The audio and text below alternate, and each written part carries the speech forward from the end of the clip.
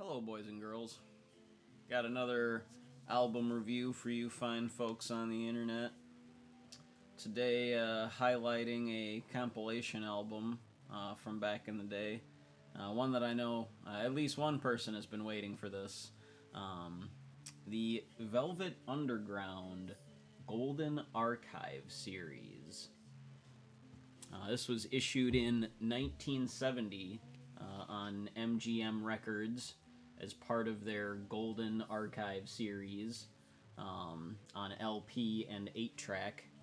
And it was reissued in 1973 for Canadian markets, and actually again in 2014 reissued by MGM Records and Sundazed Music on CD, vinyl, and a special gold colored vinyl reissue. But a little background for anyone who might not already know. The Velvet Underground was a highly influential and sometimes controversial American rock band founded in 1964 by singer-songwriter and guitarist Lou Reed in New York City, with avant-garde composer and multi-instrumentalist John Cale.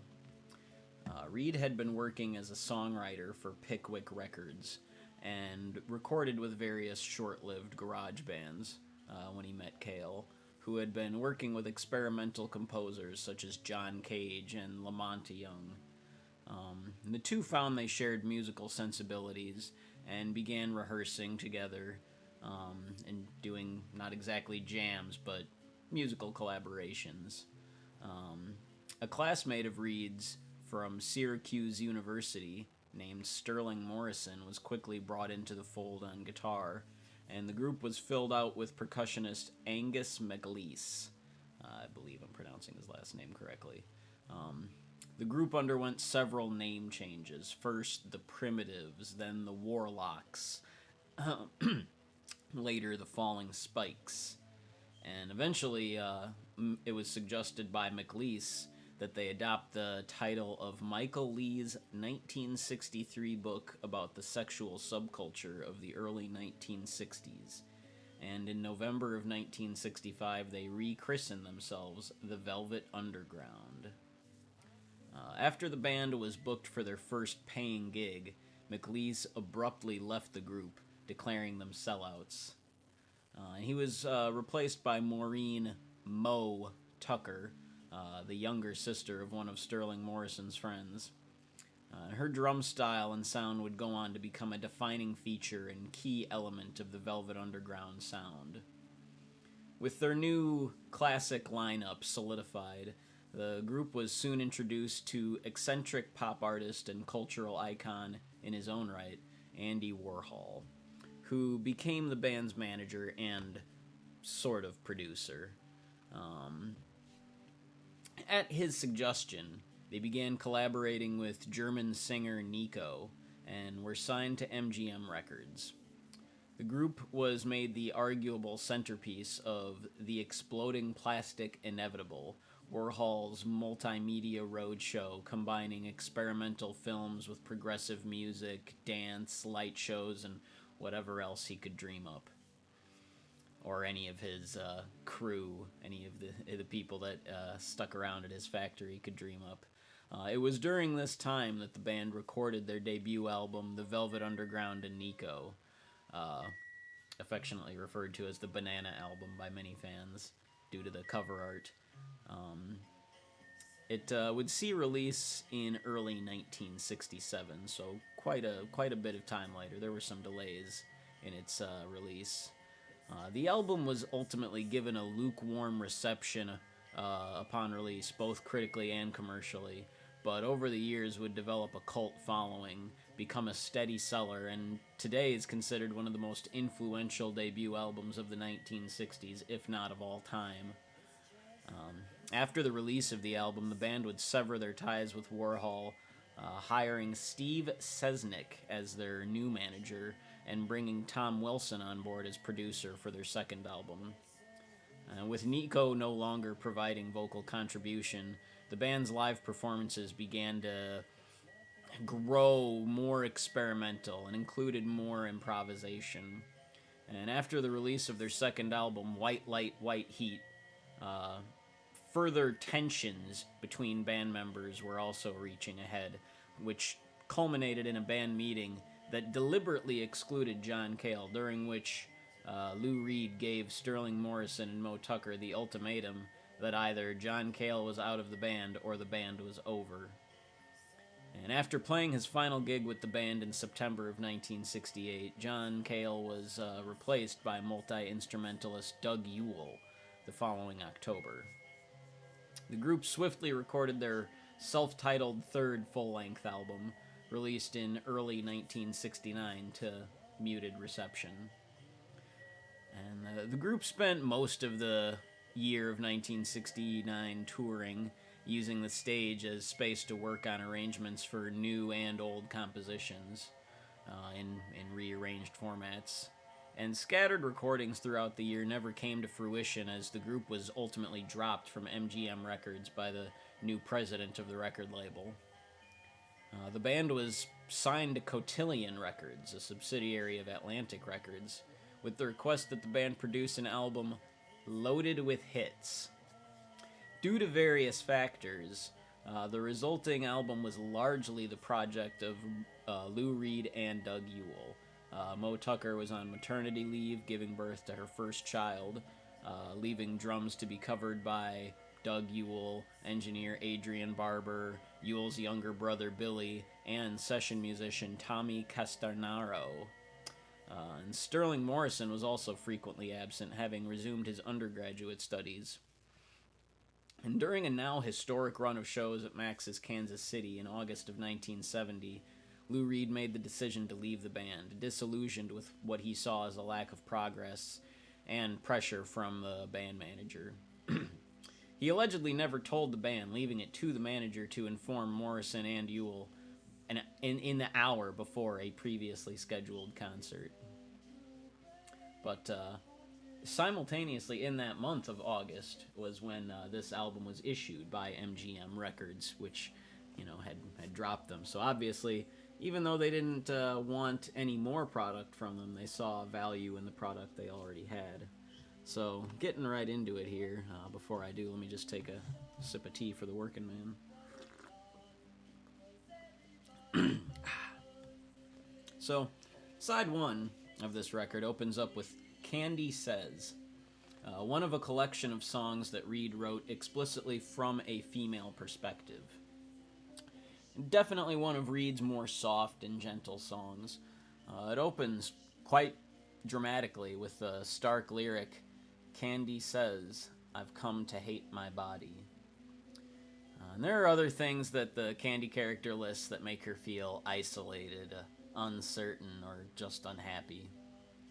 She decides to watch the bluebirds in the sky and contemplates what she may see if she could just find a new place in life, away from herself. The song is actually about a specific real person, Candy Darling, one of Andy Warhol's superstars and a transgender icon of sorts.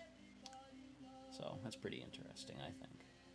The next track, Sunday Morning, was issued in December 1966 as the group's second single leading up to the release of their debut album, on which it was sequenced as the first opening track. It begins with a soft and whimsical sound of Celesta, which features prominently throughout the entire song. And this is another very gentle song from Reed, though the chorus does contain the somewhat paranoid refrain of, "Watch out, the world's behind you. There's always someone watching you." The song also sports a somewhat ramshackle but still entirely charming guitar solo from Reed. And apparently Sterling Morrison actually plays bass guitar on the track, which is somewhat unusual. Reed apparently actually wrote the song with Nico in mind, and she did often sing lead vocal in live performance, but for some reason Reed decided to take the lead vocal himself for the studio recording, relegating Nico to backing vocals. The next song, Femme Fatale, was issued as the B-side of Sunday Morning, and actually does feature Nico on lead vocal.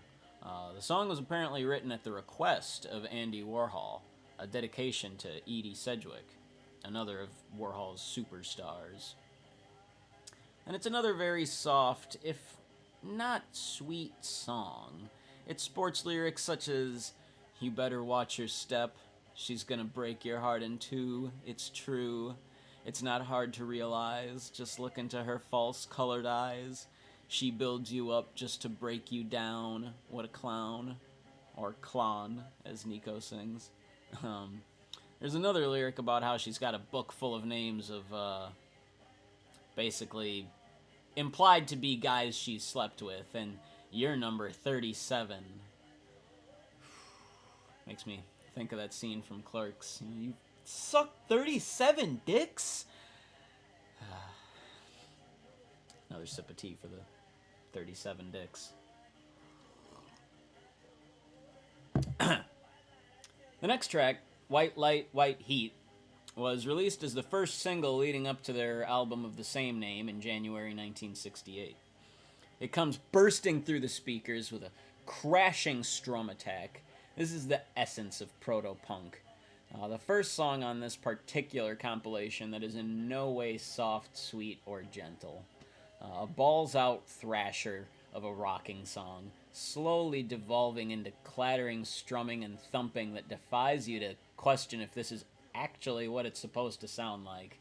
Or if you're playing it on vinyl, you're liable to think there's something wrong with your copy or your turntable's messing up. It really is. It's incredible. It's incredible stuff. And the song is an apt representation of the sensations, at least I would imagine, an apt representation of the sensations produced by the rushes of methamphetamine, coupled with a thumping and throbbing bass solo laden with ear-ringing effects. So it is another one of those songs that tries to represent the drug experience through sound. But things take a complete thematic turn with the next track, Jesus. A quiet peen from Reed, asking for help finding his proper place, having lost his way in his weakness. Religious themes notwithstanding, this is definitely another favorite of mine. And there's a very soft and sweet guitar solo near the end of the track. Really, really beautiful stuff from Reed. And side one. And side two opens with Heroine, arguably one of Reed's most popular songs, and arguably one of his most misunderstood.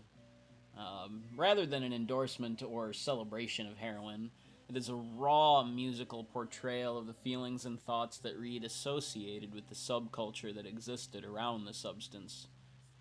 Much as with White Light, White Heat, the instrumentation and vocal delivery within the song provide very strong representations of the sensations associated with the substances. The song begins quietly and slowly builds tempo and intensity over the several verses, and by the last verse, the tribal-esque drumming from Mo Tucker has grown frenetic and somewhat out of time, and squealing, discordant sounds from John Cale's violin compete for dominance over Reed's vocal and guitar. The rush of dopamine is very aptly represented through the instrumentation.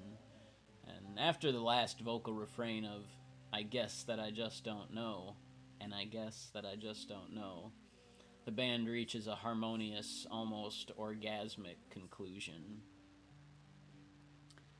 The next track, Beginning to See the Light, stands out as one of the band's most fun songs. A romping, rocking, and rolling, easy to sing along to, fast-paced, great rockin' number. Brimming with joviality in the vocal delivery. You gotta love lyrics like, "There are problems in these times, but oh, none of them are mine." But again, the lyrics do take a bit of a turn with the bridge sections, particularly at the end. "Here we go again, I thought that you were my friend." And ending with a repeated coda questioning, "How does it feel to be loved?" it's up to you to decide what you think Reed really means in those lines. The next track, I'm Set Free, is another mostly subdued song, sort of bursting up, getting a little bit louder in the chorus. The lyrics tell of someone who has moved on from their old way of life to a new one, free to find a new illusion, which is a wonderful concept, I think. That's fine writing. I would be so satisfied with myself if I came up with that idea. A new illusion. We all choose our illusions. But no, it's a great song, and it's complete with a very emotive and groovy guitar solo too. You really believe the feeling of emancipation in the vocal delivery, and the guitar solo carries that feeling.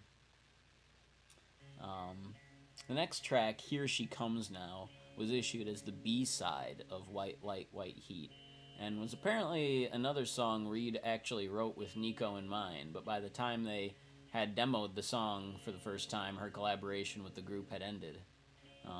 It's an almost otherworldly, ethereal-sounding song, and its lyrics are vague and obscure enough to defy direct interpretation, but have a many-faced quality.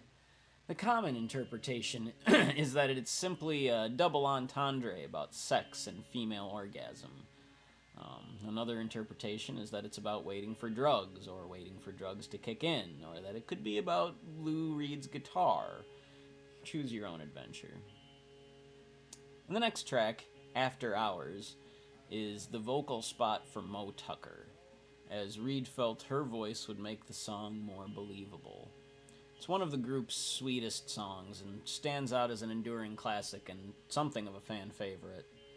I think it's a very fitting way to close out this particular compilation, and therefore we have the end of side 2 and the album. Another sip of tea for the working man.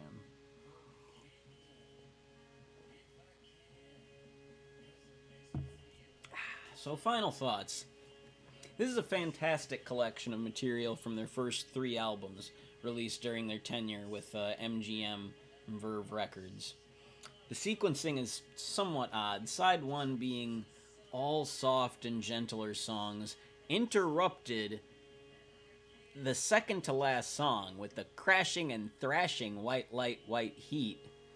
You know, that would be my main complaint. I would have maybe swapped, White Light, White Heat with I'm Set Free from side 2, and maybe made side 1, entirely mellow, and then the progression on side 2, you would have started with Heroine, to Beginning to See the Light, to White Light, White Heat, to Here She Comes Now, to After Hours. That would be a lovely progression and sequence, building from a slow to fast build, and then back to slow.